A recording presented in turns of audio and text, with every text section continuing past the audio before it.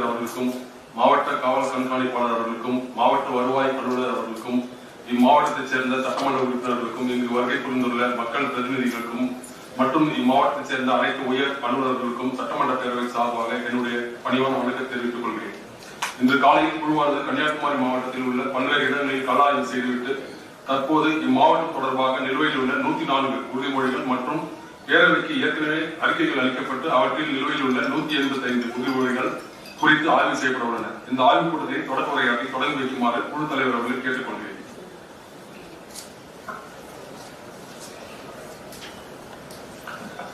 தமிழ்நாடு அரசு உரிமை பிரிவின் சார்பாக கன்னியாகுமரி மாவட்டத்திற்கு வருகின்ற குழுவை மாவட்ட ஆட்சித்தலைவர், மாவட்ட வருவாய் அலுவலர், கோட்டாட்சியர் மற்றும் காவல் துணை கண்காணிப்பாளர் உள்ளிட்ட இந்த மாவட்டத்தினுடைய துறை தலைவர்கள் அனைவரையும்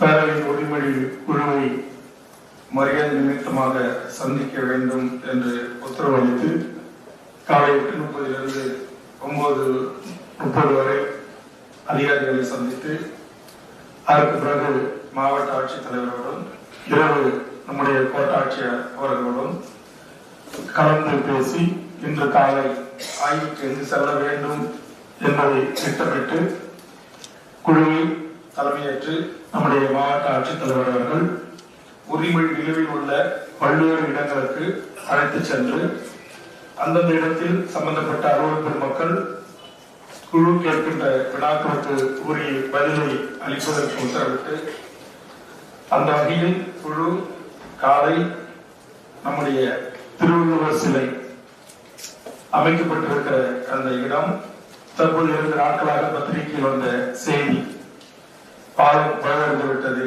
உடைந்து விட்டது என்றெல்லாம் பல்வேறு விதமான ஊடகங்களில் சமூக வலைதளங்களில் பரபரப்பான செய்தி வந்த சூழலில் ஏற்கனவே அந்த பாலம் அமைக்கப்பட வேண்டும் என்கிற ஒரு கருத்தை நான் 2001, 2006, 2007 இதே குழுவில் வருகின்ற போது என்னுடைய ஒரு வழிகாட்டலோடு பரிந்துரையோடு தான் அதற்கான ஒரு ஆலோசனை அரசுக்கு வழங்கப்பட்டது. அப்போது சில தமிழ் அறிஞர்கள் கொஞ்சம் மாற்று கருத்து இருப்பதாக தெரிவித்தார்கள்.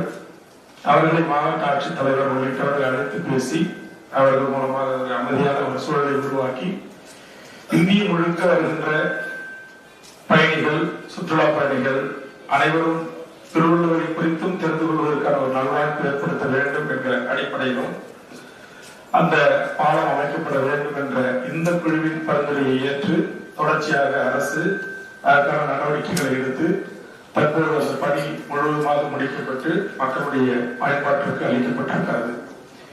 அதை குழு நேரடியாக கலாய்வில் உறுதி செய்திருக்கிறது. மேலும் அங்கு ஒரு ஒளி காட்சி அமைக்கப்பட வேண்டும்.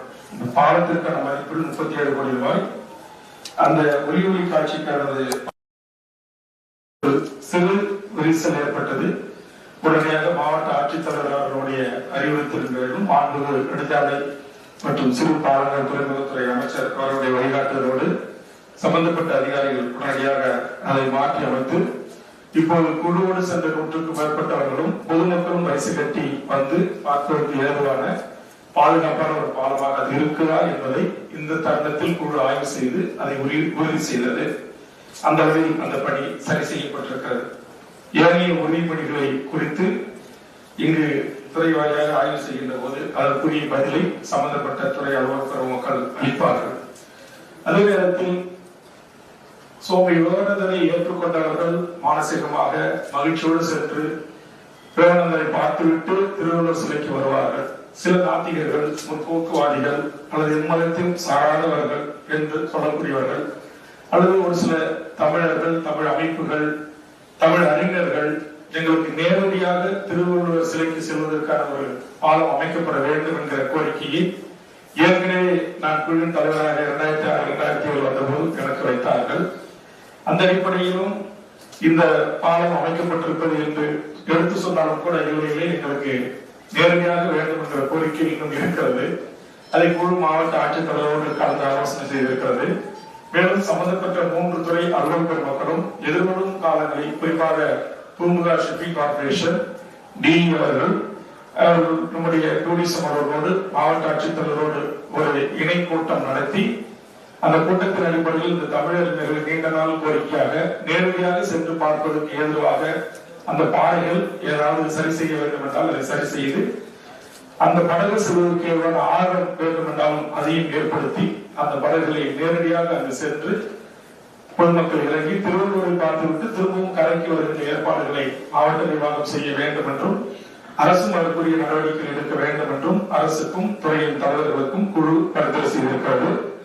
குழுவின் கருத்தை மாவட்ட ஆட்சித்தலைவரும் பெருந்தன்மையோடு ஏற்றுக்கொண்டு நல்ல யோசனை, நாங்களும் மாவட்டத்தின் சார்பாக அதை பரிசீலிக்கிறோம் என்று தெரிவித்திருக்கிறார்கள். அதற்கு பிறகு குழு நம்முடைய பெரியநாயகி தூண்டில் வலை ஏற்கனவே 7.66 கோடி ரூபாய் ஒதுக்கப்பட்டு அந்த பணி ஒரு பகுதி நிறைவடைந்திருக்கிறது. மேலும் அது நீட்டிக்க வேண்டும் என்று வேலூர் மக்களின் கோரிக்கையின் அடிப்படையில் தற்போது 26 கோடி ரூபாயில் அந்த பணி அங்கு நடந்திருக்கிறது. 85% பணி நிறைவேற்றப்பட்டிருப்பதாக மேற்படி அந்த துறையின் இஇ அவர்கள் குழுவின் முன் ஆஜராகி குழுவை வரவேற்று அந்த விளக்கத்தை அளித்தார்.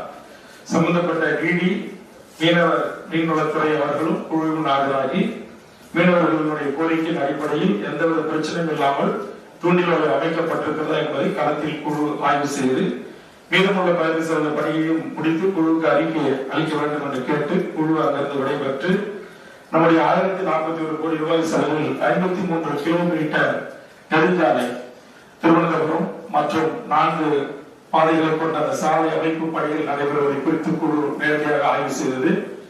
நகாயினுடைய பிடி இந்த தினம் அவர் வெளியில் சென்ற காரணத்தினால் அவருக்கும் அடுத்த நிலை நகாயினுடைய அதிகாரிகளும் சம்பந்தப்பட்ட அந்த பணியை மேற்பார்வை செய்து வருகின்ற அதிகாரிகள் குழு முன் ஆஜராகி அந்த பணி 53% நடந்தேறியிருப்பதாகவும் மற்ற பணிகளும் 2026க்குள் முடித்து தருவோம் என்று குழுவுக்கு உறுதியளித்தார்கள். பணியின் தரத்தையும் குழு நேரடியாக பரிசோதனை செய்துவிட்டு அதற்கு பிறகு குழு நம்முடைய ஆயுர்வேத மருத்துவமனைக்கு நேரடியாக ஆய்வுக்கு சென்றது. அங்கு மருத்துவமனையின் மருத்துவக் கல்லூரியுடைய முதல்வர் குழுவை வரவேற்றார். குழு அங்கு ஆய்வு செய்து குறிப்பாக பெண்கள் சிகிச்சை பெற்று வந்த இடங்களில் சென்று பார்வையிட்டது.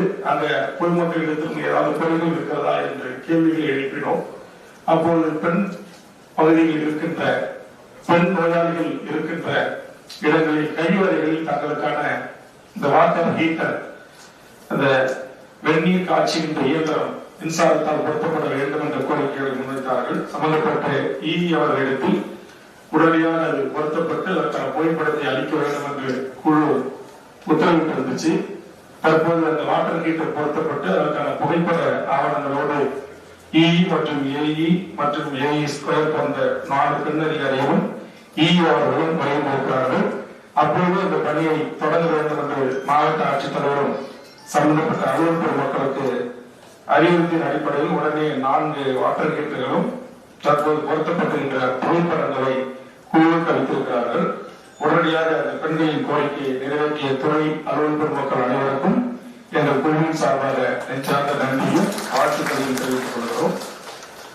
அடுத்து நம்முடைய ஆச்சாரிப்பள்ளம் மருத்துவக் கல்லூரி மருத்துவமனையில் மொத்தம் 6 உறுதிமொழிகள் காலையோட டீன் அவர்கள், அவர் சம்பந்தப்பட்ட துறை தலைவர் RMO சூப்ரன் மற்றும் ஜெனரல் மெடிசன் துறையினுடைய தலைவர், மருந்து ஆளுநர்கள் உள்ளிட்ட செவிலியர்கள் உள்ளிட்ட அலுவலர் மக்களோடு வருகிறது பார்த்து பேரவை குழுவுக்கும் என்னுடைய 4 சட்டப்பேரவை உறுப்பினருக்கும் பேரவை செயலகத்தில் வருகின்ற அலுவலர் மக்களுக்கும் ஒரு உடற்கூறு பரிசோதனையை செய்து அதற்கான ரிசல்ட்டையும் எங்கள் இடத்தில் தந்திருக்கிறார்கள். அதற்காக மருத்துவக் கல்லூரியுடைய டீம் உள்ளிட்ட மருத்துவர்கள் உள்ளிட்ட அந்த ஆய்வு பணியில் ஈடுபட்ட அலுவலர் மக்களுக்கும் எங்கள் நன்றியை தெரிவித்துக் கொண்டு, அதுபோன்று கடந்த முறை வந்தபோது நான் அங்கே இருந்த டீன் உள்ளிட்ட மருத்துவர்களை கொஞ்சம் கழித்து கொண்டு அந்த அம்மா உணவகம் அதனால சுத்தமா இல்ல, ரொம்ப சாக்கடை சேர் சகதி மாதிரி இருந்துச்சு. ஹாஸ்பிட்டல் கிளீனா இல்ல, சுத்தம் செய்யப்பட்ட ஒரு ஆரோக்கியமான வாழ்வை பெறுவதற்கு வருகின்ற நோயாளிகள் என்று சொல்லக்கூடிய பொதுமக்களுக்கு அது ஏற்புடையதாக இல்லை அந்த வளாகம் என்று கடிந்து கொண்டு தற்போது நம்முடைய டீன் அவர்கள் பொறுப்பேற்று 1 மாத காலமாக இருந்தாலும் அங்கிருக்கிற அலுவலர் பெருமக்களோடும் மற்றும் தனியார் 400க்கும் மேற்பட்டு நியமனம் செய்யப்பட்டிருக்கிற தனியார் காவலர்கள், துப்புரவு பணியாளர்கள் உள்ளிட்டவர்கள் துணை கொண்டு அந்த வளாகம் சுத்தமாக பராமரிக்கப்படுவதை கண்டு குழு தனது பாராட்டுகளை தெரிவித்திருந்தது.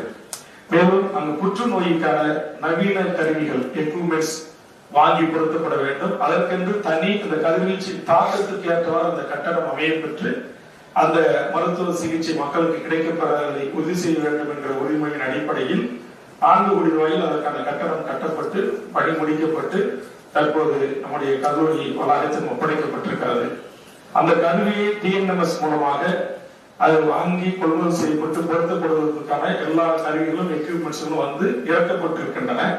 ஆனால் அதை மும்பாயிலிருந்து அதற்கென்று இருக்கிற பிரத்யேக நிபுணத்துவம் பெற்ற வல்லுநர் குழு அதை பொருத்த வேண்டும். அவருடைய கதிர்வீச்சின் தாக்கம் பொதுமக்களையும் மருத்துவர்களையும் பணியாளர்களையும் பாதிக்கக்கூடும். அந்த நிபுணத்துவம் பெற்ற அந்த குழு பொருத்துவதற்கான கொஞ்சம் காலதாமதம் ஆகிறது என்கிற கருத்து தெரிவித்தார்கள். உடனடியாக சிறப்பு நேர்வாக கருதி குழுவின் கூட்டம் சென்னையில் நடைபெறுகின்ற போது துறையின் செயலாளர் அவர்களும் டிஎன்எம்எஸ் மேலாண்மை இயக்குநர் அவர்களும் டிஎம்இயும் ஆஜராகின்ற போது உடனடியாக அது முன்னுரிமை அடிப்படையில் அதை பொருத்துவதற்கு நடவடிக்கை எடுக்க வேண்டும் என்று குழு அறிவித்திருக்கிறது. அதற்கு பிறகு அங்கு இதர இடங்களில் அங்கு ஒரு 4 கோடி ரூபாயில் ஒரு கருவி, அதுபோன்று மற்ற வசதிகள் மொத்தம் 111 கோடி ரூபாயில் பணிகள் நடந்து கொண்டிருப்பதை குறித்தும், மேலும் இன்னும் கூடுதலாக மருத்துவமனை வளாகத்தை சீரமைப்பது உள்ளிட்ட இதர பணிகளையும் சேர்த்து சுமார் 160 கோடி ரூபாய்க்கு நம்முடைய மாவட்ட ஆட்சித்தலைவர் அவர்களுடைய ஒப்புதலோடு அது இன்றைக்கு அரசின் பரிசீலனைக்கு சென்றிருக்கிறது. குழுவின் கூட்டம் சென்னையில் நடைபெறுகின்ற போது குறிப்பாக எம்ஆர்ஐ ஸ்கேன் அது ஒரு ஒப்பந்த அடிப்படையில் இத்தனை ஆண்டுகளாக அது பராமரிக்கப்பட்டு வந்திருக்கிறது. பொதுமக்கள் பயன்பெற்று வந்திருக்கிறார்கள். ஆனால் தற்போது அந்த ஒப்பந்தம் முடிவடைந்த காரணத்தினால் எம்ஆர்ஐ ஸ்கேன் வசதி தமிழ்நாட்டில் இருக்கிற பிரத்யேகமான முக்கடலும் சமர்ப்பிக்கின்ற ஒரு மிகப்பெரிய சுற்றுலா தலமாக விளங்குகின்ற இந்த மருத்துவக் கல்லூரியில் இல்லாமல் இருப்பது ஏற்புடையது அல்ல.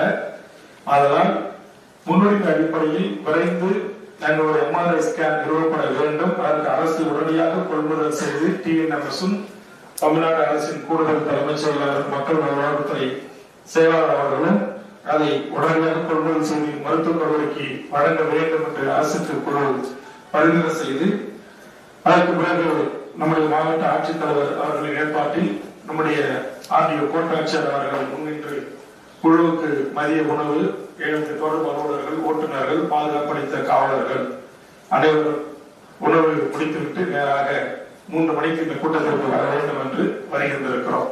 ஆக இந்த அளவில் காலையிலிருந்து இந்த நிமிடம் வரை எந்த வேறு விதமான தலைப்புச் செய்திக்கும் இடமளிக்காமல் மிகச் சிறப்பாக குழுவை வழிநடத்திய நம்முடைய மாவட்ட ஆட்சித்தலைவர் அவர்களுக்கும் உடனிருந்த கோட்டாட்சியர் உள்ளிட்ட அத்தனை அலுவலக மக்களுக்கும் எங்களின் குழுவின் சார்பாக நெஞ்சார்ந்த நன்றி, பாராட்டுகள். காலையில பயணத்திட்டங்கள் போகும்போது ஏதாவது ஒரு துறை அதிகாரிகள் ஆப்ஷன் இருப்பாங்க அல்லது வராமல் இருப்பாங்க, செய்தி எனக்கு வரலாம்பாங்க. அந்த மாதிரி நிகழ்வுகளும் இந்த மாவட்டத்தில் எதுவும் இல்லை. அவர்களை எல்லாம் நாங்கள் கடிந்து கொள்வோம். மறுநாள் எங்கு கூட்டம் நடக்கிறதோ அங்கே காலை 8 மணிக்குள் ஆஜராக வேண்டும். இவர்களுக்கான துறை ரீதியான நடவடிக்கை எடுக்கப்படும் என்று டிஐஜி, கமிஷனர், எஸ்பி, அதுபோல் டிஎஃப்ஓஸ், அந்த மாதிரி சில துறை அதிகாரிகள், டிஆர்ஓ, நிலவரப்பு டிஆர்ஓ போன்றவர்கள் மற்ற இடங்களிலே கொஞ்சம் நாங்கள் வேகமாக கடிந்து கொள்வோம். அது போன்ற சமன் செய்யப்பட்டு மறுநாள் அவர்கள் ஒரு நாள் முழுவதுமே காத்திருக்கக்கூடிய ஒரு சங்கடங்கள் ஏற்படும். ஆனால் அது போன்று நம்முடைய மாவட்ட ஆட்சித்தலைவர் எங்கேயும் அதற்கான வாய்ப்பை தரவில்லை. இந்த கூட்டத்திலும் அது போன்ற ஒரு வாய்ப்பு தந்துவிடக் கூடாது என்பதற்காக முன்னெச்சரிக்கையாக சில செய்திகளை உங்களோடு பகிர்ந்து கொண்டு, அதாவது மாவட்ட ஆட்சித்தலைவர் இந்த கூட்டத்திற்கு அனைத்து துறை அதிகாரிகளும் வர வேண்டும் என்று அறிவுறுத்தியிருப்பார். அதுக்கான வாட்ஸ்அப் குழுவில் செய்தி பகிரப்பட்டிருக்கும். 1, அப்படி அனைவரும் வர வேண்டும். 2, இந்த உறுதிமொழி என்பது மாண்புமிகு முதலமைச்சர், அமைச்சர் பெருமக்கள், துணை முதலமைச்சர் அவர்கள் தருகின்ற உறுதிமொழி. அதை அந்த துறையின் மாவட்ட அளவிலான துறை தலைவர்களாகிய நீங்கள், உங்கள் துறை தலைவர்கள், உங்கள் துறையின் செயலாளர்கள் அல்லது முதன்மை செயலாளர்கள், கூடுதல் தலைமைச் செயலாளர் வரையிலான அதிகாரிகள், இவர்களுக்குத்தான் அந்த உறுதிமொழியை நிறைவேற்றுவதற்கான முழு பொறுப்பு இருக்கிறது. ஆக அந்த உறுதிமொழிகளை நீங்கள் எவ்வாறு நிறைவேற்றி இருக்கிறீர்கள் என்பதையும், அதற்கு நீங்கள் எடுத்துக்கொண்ட முயற்சிகள் என்ன, கோப்புகளின் பரிமாற்றம் என்ன, அல்லது அமைச்சர்களுடைய கவனத்திற்கு கொண்டு சென்று உங்கள் துறை தலைவர்கள் மூலமாக, செயலாளர்கள் மூலமாக ஆய்வுக்கு உட்படுத்தினீர்களா, எந்த காரணங்களால் இந்த உறுதிமொழி இத்தனை ஆண்டு காலம் நிலுவையில் இருக்கிறது போன்ற இவற்றுக்கு உரிய பதிலை துறை தலைவர்கள் மட்டுமே பதிலளிக்க வேண்டும். குறிப்பா டிஎஃப்ஓ அவர் மட்டும் விடுப்பில் இருக்கிறார். ஏசிஎஃப் அவர்கள் அவர் சார்பாக நான் பதிலளிக்கிறேன் என்று குழுவிடம் அனுமதி பெற்றிருக்கிறார். மற்றவர்கள் யாரும் அப்படி என் கவனத்திற்கு கொண்டு வரவில்லை. மாவட்ட ஆட்சித்தலைவரிடம் கவனத்திற்கும் கொண்டு வரவில்லை. போலீஸ் எஸ்பி மட்டும் இன்றைக்கு சுதந்திர போராட்ட தியாகியும் இந்த மக்கள் இப்பகுதி மண்ணின் மைந்தமான மறைந்த இமானுவேல் சேகரனுடைய பாதுகாப்பு அதற்கான நினைவேந்தல் நிகழ்வு நடைபெறுகிறது. அதற்கான பாதுகாப்பு பணியில் சென்றிருப்பதாக கூறி மாவட்ட காவல் துணை கண்காணிப்பாளர் காலை குழு முன் ஆஜராகி சொன்னார். தற்போது எஸ்பியின் சார்பாக ஏஎஸ்பி கன்னியாகுமரி நாகர்கோவில் அவர் ஒரு ஐபிஎஸ் ஆபீசர், அவரும் எஸ்பி சார்பாக அவர் எஸ்பி இல்லாத காரணத்தினால் ஒரு காவலர்களுக்கான குடியிருப்பு கட்டணங்கள் உறுதிமொழி குழு ஆய்வு செய்வதாக இருந்தது. துறையின் தலைவர் இல்லாமல் ஆய்வு செய்வதை காட்டிலும் அதற்கான தமிழ்நாடு காவலர் வீட்டு வசதி வாரியத்தின் இஇ அவர்களும் ஏஇ அவர்களும் காலை குழு முன் ஆஜரானார்கள். அதற்குரிய பதிலை குழுவின் கூட்டத்தில் அறியுங்கள் என்று குழு உத்தரவிட்டது. அவர் சட்ட ஒழுங்கு பாதுகாப்பு என்ற அடிப்படையில் அவர் எஸ்பி ஆக இந்த 2 அதிகாரிகள் தவிர மீதம் இது கையொப்பமிட்டிருக்கிற இந்த மாவட்டத்தினுடைய துறை தலைவர்கள் அல்லது இந்த ரீஜனல் இந்த ஜோன் என்று சொல்லக்கூடிய ரீஜனல் அளவில் இருக்கக்கூடியவர்களும் ஜோன் அளவில் இருக்கக்கூடிய மிக முக்கியமான துறை தலைவர்களாக இருப்பவர்கள் மட்டுமே பதிலளிக்க வேண்டும். ஒருவேளை கையொப்பமிட்டு அவர் வரவில்லை என்றால் அதற்கான காரணத்தை ஏற்கனவே கலெக்டரிடம் தெரிவித்து அனுமதி பெற்றிருக்க வேண்டும். இல்லை என்றால் குழு தலைவர், பேரவை செயலர், துணை செயலாளரிடம் அவருடைய அனுமதி பெற்றிருக்க வேண்டும். பதிலளிக்கின்ற போது அவரின் சார்பாக நீங்கள் அளித்தால் அப்போது உங்களை நாங்கள் ஒன்றும் செய்ய மாட்டோம். உங்களை அனுப்பி அவரின் சார்பாக பதில் அளிக்க உத்தரவிட்ட அதிகாரிகளை சமன் செய்து சென்னைக்கோ அல்லது நாளை தூத்துக்குடிக்கு அழைக்கப்பட்டு துறை ரீதியான ஒழுங்கு நடவடிக்கை டிசிப்ளின் ஆக்ஷன். தமிழ்நாடு சட்டப்பேரவை குழு என்பது சட்டப்பேரவை நடக்காத காலங்களில் சட்டப்பேரவை நடப்பதாகத்தான் அர்த்தம். இதுதான் இந்த குழுவினுடைய 365 நாட்களும் தமிழக சட்டமன்றத்தை நடத்த முடியாத காலங்களில் இப்படி பல்வேறு குழுக்களை நம்முடைய இந்திய நாடாளுமன்ற முறைமை அமைக்கப்பட்டு அது ஒரு சிஸ்டமேட்டிக் முறையாக அந்தந்த குழுக்களுக்கு இந்த பணிகள் என்பதை வரைவு செய்திருக்கிறது. அதிலும் எங்கள் குழுவை பொறுத்தவரையில் இங்கு எங்களோட சட்டப்பேரவை உறுப்பினராக இடம்பெற்றிருக்கிற மாண்புமிகு அண்ணா நகர் சட்டப்பேரவை உறுப்பினர் அண்ணன் மோகன், அருமை சேவன் நம்முடைய அருள், அதுபோன்று நம்முடைய திரு அண்ணன் சீனிவாசன், அதுபோன்று அண்ணன் காரைக்குடி நம்முடைய பாங்குடி போன்ற இவர்கள் எல்லாரும் இந்த குழுவிலே தொடர்ந்து சீனிவாசன் சொல்லிட்டேன். இவங்க இந்த குழு 3 ஆண்டுகளும் நாங்கள் ஆய்வு செய்கிறோம். ஒரு கூட்டத்தில் கூட இவர்கள் தவறுவதில்லை. இன்னும் கூடுதலாக 2 சட்டப்பேரவை உறுப்பினர்கள் இடையில் திரும்பிவிட்டார்கள். அதற்கு காரணம் இன்றைக்கு முதலமைச்சர் குடும்பத்தை சார்ந்த ஒரு இறப்பு. அதற்காக இந்த குழு அண்ணநகர் மோகன் அந்த பணியில் இருந்தும் கூட அவர் தன்னுடைய மகனை அதற்கு அனுப்பி வைத்துவிட்டு இங்கே வருகிறார்கள். அந்த அளவுக்கு இந்த குழுவுக்கு உரிய முக்கியத்துவத்தை அவர் கேரளா போய் திருவண்ணாமலை போய் பிடிச்சு இந்த 3 மணி கூட்டத்துக்கு வரணும் அப்படின்ற ஒரு இம்பார்ட்டன்ட், அந்த அளவுக்கு ஒரு ஆர்வமாக இந்த குழுவை நாங்கள் தொடர்ந்து தமிழ்நாடு முழுக்க ஒரு முறை 38 மாவட்டங்களுக்கும் ஆய்வு செய்து முடித்து விட்டோம். இது 2வது முறையாக 3வது ஆண்டில் இந்த ஆய்வை மேற்கொள்கிறோம். அந்த வகையில் துறை தலைவர்கள் நீங்க ஏற்கனவே சொல்லியிருக்கிறீங்க, நானே தான் கடந்த 1.5 ஆண்டு 2 ஆண்டுகளுக்கு முன்பு கிட்டத்தட்ட எவ்வளவு கரெக்டா இருந்தீங்க சார்? ஆமா, 23 நவம்பர் டு டிசம்பர் அந்த காலத்துல வந்திருக்கிறேன். இப்ப 25ல வந்திருக்கிறேன். அதனால இந்த ஏற்கனவே நீங்க எல்லாம் பதில் சொல்லிருக்கீங்க. அது எல்லாமே ரெக்கார்ட். ஒவ்வொரு வார்த்தையை கூட இன்னும் நீங்க இடையில தும்புனீங்கன்னா அதுவே ஒரு வார்த்தையா ஒரு மொழியா இருந்தா கூட எங்க அசம்பிளி ரிப்போர்ட்டர்ஸ் ஆகி குறிப்பிடுவாங்க. அந்த அளவுக்கு ஒரு நடமான சட்டப்பேரவை, அதாவது ஒரு வார்த்தை கூட மிஸ் ஆகாது. அத்தனையும் சட்டப்பேரவையில் அறிக்கையாக வைக்கப்பட்டு பத்திரிகை எங்கள் ஆய்வுக்கு வந்திருக்கிறது. அந்த அளவில் கூடிய சரியான பதிலை மட்டும் சொல்லி நேரத்துக்கு இப்ப 20 செக்ரட்டரிஸ்ல நாங்க போட்டு நடத்துவோம். இந்த 300 உறுதிமொழி இருந்தாங்க எங்களுக்கு 12 மணி நேரம் தேவைப்படும். சென்னையில ஹோம் செக்ரட்டரி 6 டிஜிபி 6 கமிஷனர்ஸோட அப்படிதான் நடத்திருக்கிறோம், வருவாய்த்துறையோட பொதுப்பணித்துறையோட. ஆனா இங்க இந்த 300 உறுதிமொழியில நம்முடைய மாவட்ட ஆட்சித்தலைவர், ஏற்கனவே இருந்த மாவட்ட ஆட்சித்தலைவர் உள்ளிட்ட அதிகாரி பெருமக்கள் துறை தலைவர்களுடைய ஒத்துழைப்போடு சுமார் 44 உறுதிமொழிகள் நிறைவேற்றப்பட்டிருக்கின்றன. நேரத்தின் அருமை கருதி இந்த 44 உறுதிமொழிகளையும் படிக்கின்ற போதும் சரி, மற்ற உறுதிமொழிகளை படிக்கின்ற போதும் எங்கள் பேரவை துணை செயலாளர்கள் அந்த துறையை படிப்பாங்க, வரிசை என்ன படிப்பாங்க, முழுசா படிக்க மாட்டாங்க. டக்குன்னு எழுந்து ஊரிய பதிலை மட்டும் நீங்க சொன்னா நான் 12 மணி நேரம் உங்களை கண்டிப்பா உட்கார வைக்க மாட்டேன். எவ்வளவு விரைவில் இந்த கூட்டத்தை நிறைவு செய்ய முடியுமோ அவ்வளவு விரைவாக இந்த கூட்டத்தை நிறைவு செய்து நாங்களும் ஒரு 1.5 மணி நேரம் 2 மணி நேரம் பயணித்து நாங்கள் தூத்துக்குடிக்கு சென்று 5 மாவட்ட ஆட்சித்தலைவர் இதர அலுவலக குடும்பத்தோடு நாளை காலை ஆய்வுக்கு எடுத்துக் கொள்ளப்பட வேண்டிய விடயங்களை குறித்து திட்டமிட்டு திரும்பவும் காலை 8 மணிக்கு நாங்கள் குழு கூட வேண்டும். அதனால் சம்பந்தப்பட்ட துறை தலைவர்கள் உறுப்பினர்கள் கேட்கின்ற கேள்விக்கு அல்லது குழு தலைவர் கேட்கின்ற கேள்விக்கு மட்டும் உரிய பதிலை அளித்து சுருக்கமாக குழுவின் கூட்டத்தை நடத்தி முடிப்பதற்கு பெரும் ஒத்துழைப்பை நீங்கள் வழங்க வேண்டும் என்று கேட்டுக்கொண்டு இந்த அளவில் இந்த கூட்டத்தை மிகச்சிறப்பாக ஒரு தலைமை பண்புக்குரிய வகையில் நடத்தி செல்கின்ற மாவட்ட ஆட்சித்தலைவருக்கு மீண்டும் ஒரு முறை நன்றி சொல்லி எங்கள் பேரவையின் துணை செயலாளர்கள் இப்போது உரிமைகளை வரிசைப்படுத்தி வாசிப்பார்கள். துறை தலைவர்கள் இருந்து தங்கள் பொறுப்பு தங்களுடைய பெயரை அறிமுகப்படுத்திக் கொண்டு உரிய பதிலை அளிக்கலாம் என்று கேட்டுக்கொள்கிறேன். நன்றி, வணக்கம்.